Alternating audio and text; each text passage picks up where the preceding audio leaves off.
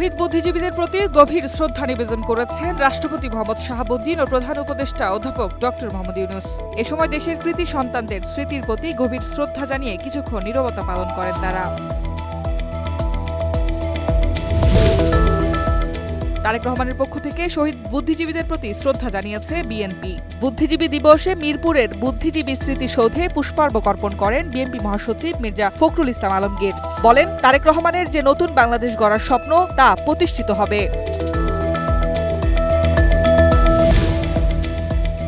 সুদানের আবেই এলাকায় জাতিসংঘ শান্তিরক্ষা মিশনের একটি ঘাঁটিতে সন্ত্রাসীদের আতঙ্কিত ড্রোন হামলায় বাংলাদেশ সেনাবাহিনীর শান্তিরক্ষীদের হতাহতের ঘটনায় গভীর শোক ও উদ্বেগ প্রকাশ করেছেন প্রধান উপদেষ্টা প্রফেসর মোহাম্মদ ইউনূস। নিহত শান্তিরক্ষীদের মরদেহ দ্রুত দেশে ফিরিয়ে আনা হবে।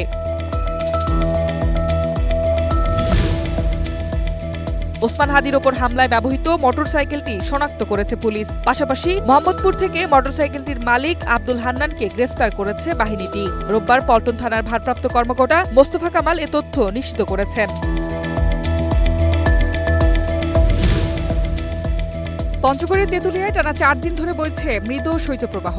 সকাল ৬টায় তেঁতুলিয়ায় সর্বনিম্ন তাপমাত্রা রেকর্ড করা হয়েছে ৯.৩ ডিগ্রি সেলসিয়াস। এ সময় বাতাসের আর্দ্রতা ছিল ১০০%। ফলে শীতের দাপট আরও তীব্রভাবে অনুভূত হচ্ছে।